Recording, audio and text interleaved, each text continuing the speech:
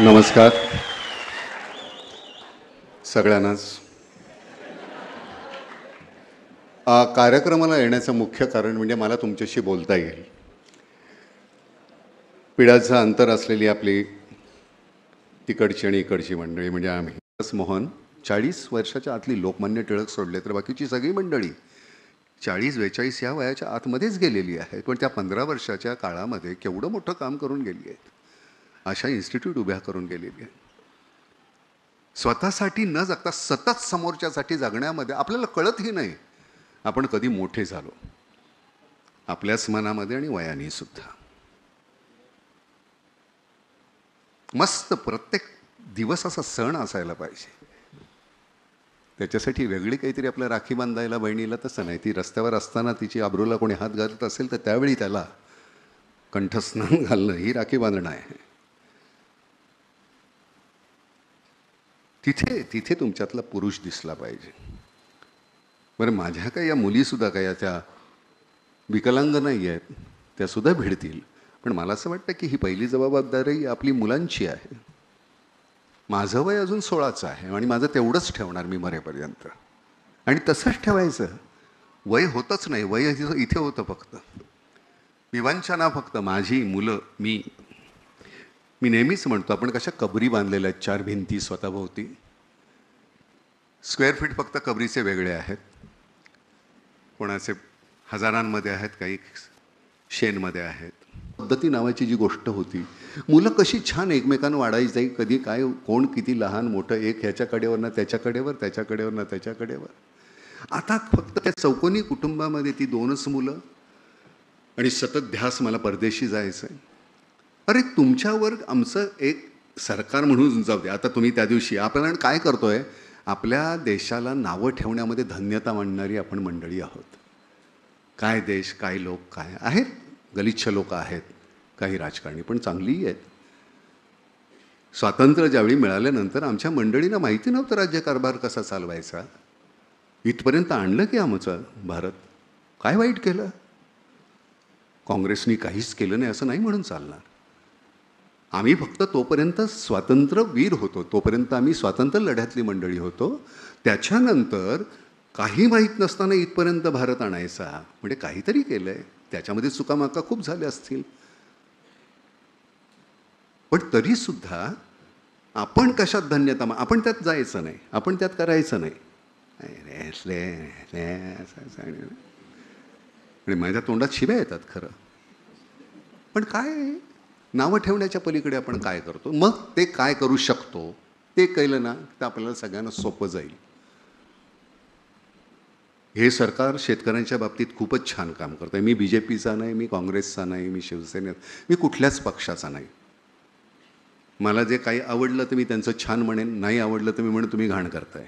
इतकं साधं असावं, पण तितकं असावं की एका कुठल्या पक्षाची कास कधीही धरू नका. कोणी चांगलं करत असेल त्याला चांगलं म्हणा, वाईट करत असेल तर गचांडी धरा, पण ते करा. कारण हे तुमच्याकडनं अपेक्षित आहे. एक गठ्ठ मतं नाही गेली पाहिजे. तुम्ही विचार करा काय करताय. 5 वर्षात तुम्हाला एक मतदानाचा हक्क मिळतो, त्यावेळी विचार करा कुणाला मत देतोय आपण. केवढी मोठी गोष्ट आहे तुमचं एक मत. म्हणजे सगळं पलटून टाकून शकतो आपण. जे केलं तुम्ही गेल्या निवडणुकीत. स्वतः तुम्ही, आपण नुसती धान्य नाही पेरायची, झाडं नाही लावायची, डोंगराची ते कुठेतरी बीज शोधायला पाहिजे. डोंगर तयार व्हायला पाहिजेत. डोंगर पेरूया आपण मोठमोठे असे छान. आणि जे इथे आहेत फक्त ते निद्रिस्त आहेत.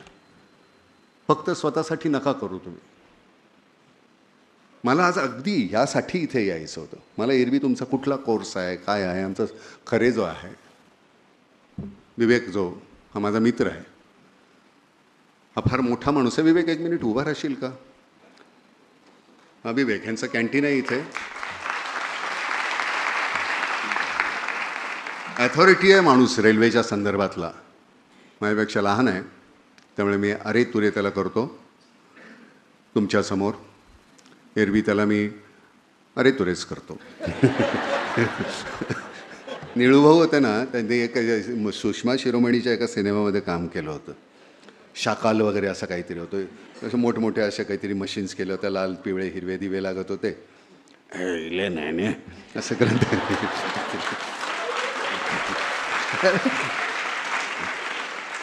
तिथे गेल्यानंतर त्यांचा असा मोठा कोट बीट आणि काहीतरी वेगळ्याच पद्धतीचे केस वगैरे केलेले. तर चुकून त्यांच्या पॅन्टचं बटन एक कुठलं तरी उघडं होतं. तर मी म्हटलं, निळभाऊ बटन उघडं आहे. यायला त्याला हात लावल्यानंतर कुठला दरवाजा कुठं उघडेल माहिती नाही म्हणून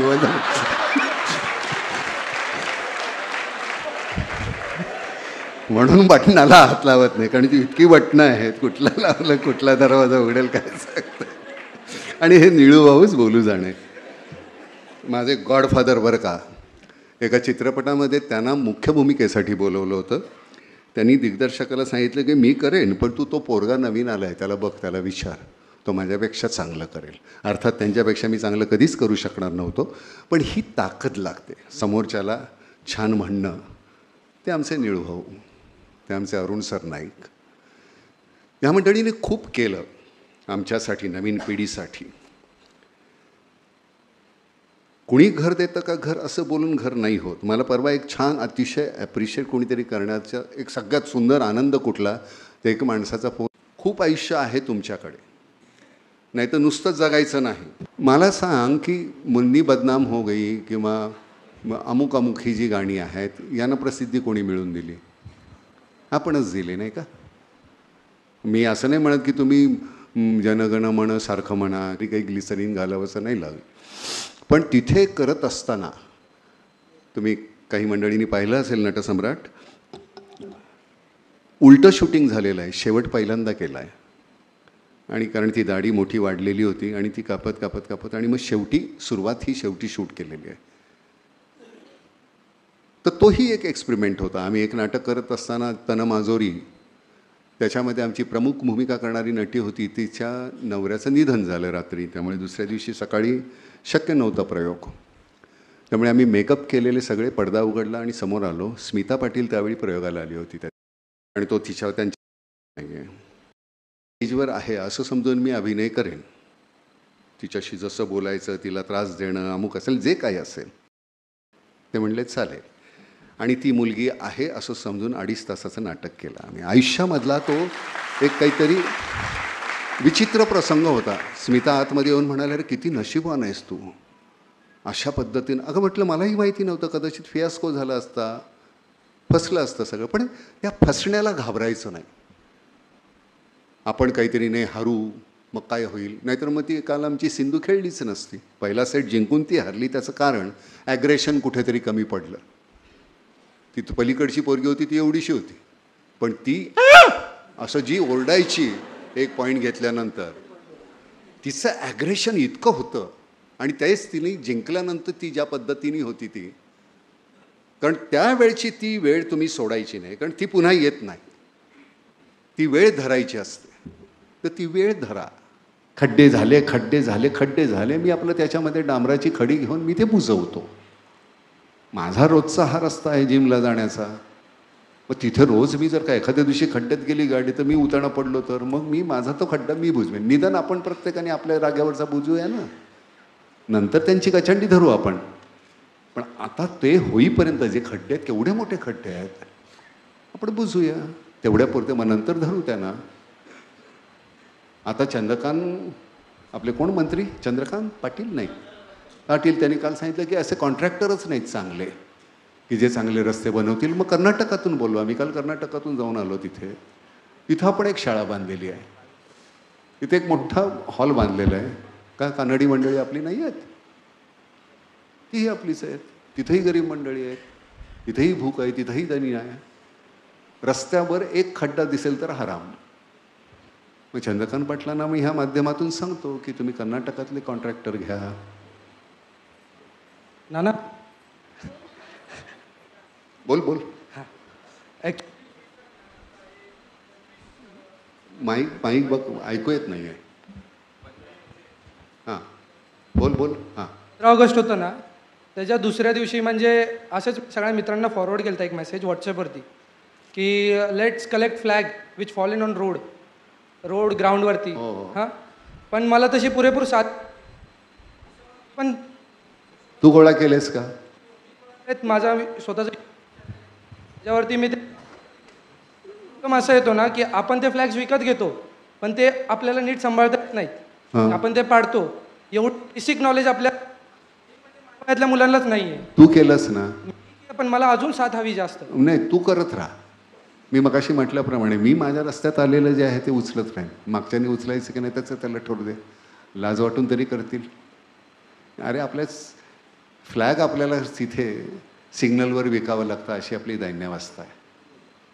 फ्लॅग विकावा लागतो गरीब मंडळीनं सिग्नलवर. 5 रुपये, 10 रुपये, 15 रुपये इतकं स्वस्त झालेलं आहे सगळं. त्यामुळे तुझं तू करत राहा. म्हणून मी तेच नाम हे फक्त आपलं करणार. फडणवीसांनी काय केलं किंवा बाबांनी काय केलं मागच्या काँग्रेसनी त्याचं नाही आपण उहापोह करायचा. ज्या दिवशी तुम्ही राजकारणात उतरणार असाल त्या दिवशी मग तुम्ही त्याचा विचार करा. पण आपण जी संस्था किंवा आपला विचार हा आपल्या स्वतः आपण मी माझा आहे तो मी करत राहीन एवढ्यासाठी करावा. काय ग?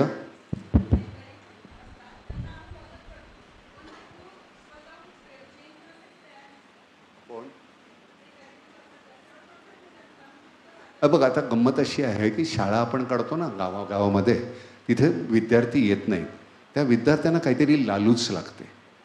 त्या विद्यार्थ्यांना आम्ही काय करतो, छोटी मुलं असतात त्यांना मग काय चॉकलेट आहेत का, गोळ्या आहेत का, खाऊ आहे का, ते पहिल्यांदा खाऊसाठीच येतात, बाकी करण्यासाठी येत नाहीत. आणि मग ते खाऊ घेऊन त्यांचं ते तृप्त झाल्यानंतर त्यांना मग कधी ब कड शिकवायला लागतो.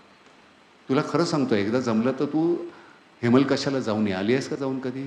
जाऊन ये तिथे तुम्हाला खरं सांगतो ह्या सगळ्या ज्या आहेत ना प्रकाश आनंदवन किंवा हेमलकसा, आता हेमलकशाला अजून आतमध्ये त्यांनी काढलेली आहे, तर तिथे जाऊन या. म्हणजे तिथे आपल्याला पूर्ण आपल्याला स्वतःला पाणी शुद्ध करण्यासाठी ॲक्वागार्ड जसं लागतं ना तसं हे ॲक्वागार्ड आहेत आपण आपल्याला शुद्ध करून घेण्यासाठी. तिथे एकदा जाऊन या म्हणजे मला लक्षात येईल. हे असंच होणार. आपण थांबायचं नाही. हे होत नाही ते होत नाही. मग एकाकडनं दुसऱ्या. आता प्रकाशच्या वेळी त्यांनी सुरू केलं, त्यांना भाषासुद्धा येत नव्हती. माडिया भाषा हे त्यांनी शिकून मग त्याच्यानंतर कसं कम्युनिकेट केलं असेल. वर्ष गेली त्यांच्याकडे माणूस येत नव्हता, पेशंट येत नव्हता. साईबाबाकडे जाण्याची गरज नाही. साईबाबा येत. तर मग कास्ट हा विषय काय आहे की असं आपण कॉलेजला गेलो की ह्या कास्टला ही सवलत असणार. हे बघ आता त्या सामाजिक ज्या काही गोष्टी आहेत त्याच्याबद्दल मी नाही बोलू शकत. मग त्याचा गदारोळ होईल. मग त्याच्यानंतर कॉन्ट्रोवर्सी, संध्याकाळी लगेच चर्चा त्याच्यावर. नाना म्हणलं हे आरक्षण नको, नाना म्हणलं ते आरक्षण नको, नानाला झोडा. नानाला काय अक्कल आहे. तर ते जे काय आहे राजकारणी याच्यावर घटनेमध्ये आहे ते त्यांचं त्यांनी बघावं. मला कधी जर वाटलं तर मला कुठल्याही आरक्षणाची गरज लागली का, मला समजून घ्या. असं मगाशी मी म्हटल्याप्रमाणे माझा अभिनय समजून घ्या. आपण त्याच्या पलीकडे जाण्याचा प्रत्येकाने प्रयत्न करा. काल ती मुलगी आपली एक मुलगी तुम्हाला माहिती नाही, गॉल्फ नावाचा खेळ का आपल्या भारतामध्ये नाही आहे. आदिती अशोक नावाची मुलगी काल पहिल्या 3 होती. आज काय झालं मला माहिती नाही आहे. पण त्या बाईनं त्या मुलीनं तो आपला खेळ कुठे पोचून ठेवला, फक्त त्या एक मुलीनं. 19 वर्षाची मुलगी आहे ती. काय आज सगळे सिंधू सिंधू सिंधू सिंधू काय देतो आम्ही त्यांना खेळाडूंना, काय प्रोव्हाइड करतो. 4 दिवसांनी 4 वर्षांनी ऑलिम्पिक आल्यानंतर उगाच आपल्या टी व्ही समोर बसायचं, आमचं तुम्ही एवढं नाव मोठं केलं म्हणायचं कोणी, आणि ज्यांनी नाही मिळवलं नंतर मग कोणीतरी काहीतरी कॉमेंट करायच्या. तसं नाही चालणार. चीननी 10 वर्षे आपली माणसं पाठवलीच नव्हती आणि त्याच्यानंतर गेले, 1 मेडल मिळालं नव्हतं आणि त्याच्यानंतर एकदम 100 मेडल घेतली होती. प्रिपरेशन नावाची काही गोष्ट असते की नाही. असंच नाही पटकन मला एकदा उगा नाना चल ते नटसम्राट करायचं असं नाही हो. त्याला 8-10 महिने लागले मला, 15 महिने. आणि त्याच्या आधी लागूनही केलं होतं तेव्हापासून ते कुठेतरी आतमध्ये नाही आपण केलं तर कधी असं होतंच. To be or not to be, that is the question असं म्हणत असताना ते इथून आलं पाहिजे, इथे रिजलं पाहिजे. ते म्हणजे डोळे मिटले म्हणून काय बोलायचं आहे, पुढचा शब्द काय हा माहिती नाही. ते आपोआप रंध्रातून तुमच्या यायला पाहिजे, नुसत्या कंठातून नाही.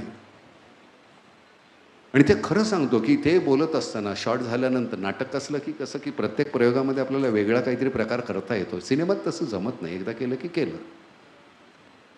मग असं बोलू का म्हणजे मी 15 पद्धतीनं तो शॉर्ट दिलेला आहे. To be or not to be, that is the question. जगावं की मरावं. बरं तो माणूस शैक्षणिक पातळी किती आहे त्याची, तो किती शिकलेला आहे, तर त्याच्याप्रमाणे त्याचं सगळ्या आरोह अवरोह असतील ना. एक माणूस एकच ओळ ही वेगवेगळ्या पद्धतीनं बोलेल. प्रत्येक ते तुमच्या संस्कारावर आणि शिक्षणावर अवलंबून आहे तुम्ही कसे बोलता.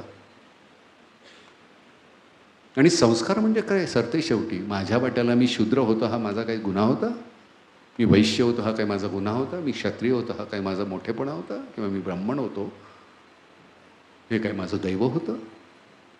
आलो बाबा ज्या ज्या ह्याच्यात आलो इमानानं, त्या एरवी आपण तसेच सगळ्याच वर्णामधून जातच असतो एका आयुष्यामध्ये. कधी आपण ब्राह्मण असतो, कधी वैश्य असतो, कधी शूद्र असतो, कधी क्षत्रिय असतो. त्या त्यावेळी तुमच्या ह्याच्यामधून